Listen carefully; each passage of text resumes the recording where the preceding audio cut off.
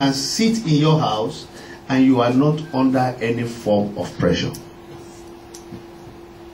Nothing is holding you, nothing is pressing you, nothing is harassing you. The children go well, you go well. It takes that empowerment. That's why Jesus said, Luke chapter 10 verse 19, he said, behold, I give unto you power. That power I've given you is for you to tread. I'm not going to tread upon them for you. And that, some of us, we are bringing the power, but we are still afraid of what we have power to quench, because we don't know we have the power. So those are the mysteries of our power, because it's given to you to perform. It's given to you to do something. It's not given to you to hold, and because you have the power, everything runs from you. You have to make use of it. He said, behold, I give you power to tread upon serpents and scorpions, and over all the power of the enemy, and nothing shall by any means hurt you. Earth. That's Ghanaian speaking. That's not how we call it where I come from. It's hurt you. Amen. Amen. Hot. Proper one. We are Americans. We from where? I was in Accra preaching one day, and I was using work. They said, no, work. I said, that's not how they call it where I come from. I said, that's why you don't work well. If you call from where I come from, we call it work. And it shows in our body because of the work. Amen. Hallelujah. Now let me close with this to give us a picture.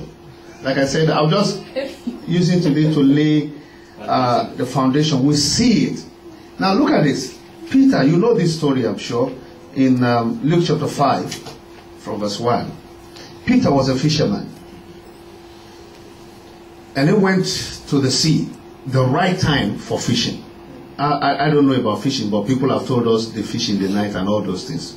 And they went, just like the business you were doing or whatever. And they did what they should do, but they caught nothing. So it's not just doing what you should do that gives you results when it comes to the issues of life. Because that's where I started from. There are many things going on than you know. Should God open your eyes to what is going on around you, then you understand. There are many things going on around you that you know. Now, Peter, he said, I saw two ships standing by the lake, but the fishermen were gone out of them and were washing their nets. That means they finished the job for the day. Then what did Jesus do? And verse 3, he entered into one of the ships, which was Simon's, and prayed him that he would push the little forward. And then you know the story. He used that, he preached.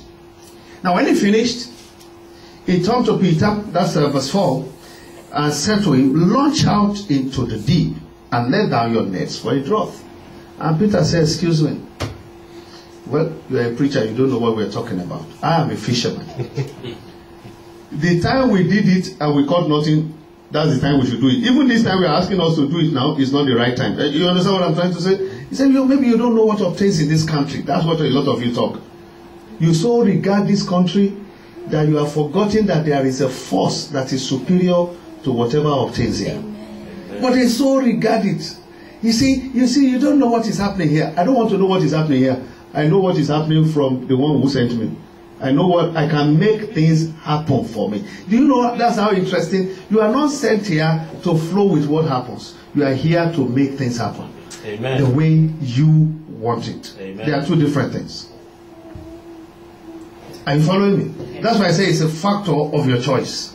the way you want it. Now, Peter said, you don't get it. And then maybe somehow somebody said, do you know this man? Look at him, he just healed the sick, opened the blind eyes. Peter said, fine. And as far as Simon answered, said, Master, we have toiled all night. We have labored. We have worked. And we have taken nothing.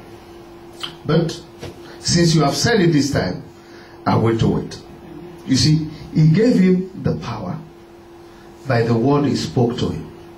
But Peter will have to do what? Make use of that power. He gave him the power. I said by the word because we already understand that when God says a thing, there's a release for it. Yes. But that's the power he's giving. Now, God has said, now, you go into that river, the fishes are waiting for you. That's the power now. He has given him that power. But it's possible for Peter to say, look, don't confuse me. We have toiled all night, we got nothing. You are deceiving me, I'm going. Now he will go. Do you understand what I'm saying? And caught nothing. Now the power is given. He said, nevertheless, and I will let down the net, the rest you know. So he took the power, which God has released by the words he spoke, and he went into the sea. And you know the experience. You know the result. They caught what they naturally and normally would not have been able to catch. God will give you such experience. Amen. Amen. Amen. Amen. It's not how long you have toiled that makes the place difficult. No. It has nothing to do with it. I personally don't believe in difficulties from place to place. If God opens a place for you, it will answer to you. Amen. He said, for the Lord is a great God, Psalm 95, verse 3. And a great king above all gods. He says, in his hands are the deep places of the earth. They're in his hands. Yes. Amen? In his hands are the deep places of the earth. So, if you understand that, I want you to see this city of Chicago as a place that God has given you to rule. Amen. And you keep seeing yourself that way. You have to see yourself that way. Amen. You have to take that power and see yourself that way. You know? And the Bible says, and when they had this done, you see, he gave them the power, then they did. When they had this done, they enclosed a great multitude of fishes where nothing happened before. And that whatever experience you have had, I think I'm going to talk about that tomorrow. Now I've touched that. Whatever experience you have had is irrelevant. Many people are living in their past. They are allowing their past to hold their future captive. Their past is the terrorist of their future. I'll talk about that one tomorrow. So let's leave that one. You will know how to leave your past behind and move with God. And until some leave their past behind, they can't live with God. You keep saying, I said that's for tomorrow. You see, that's what happens to a sleepy man. Because I should be sleeping now. I want to preach tomorrow's message today. I want to close because I really need to get to the time I came from. True transformation is always at the release of his word.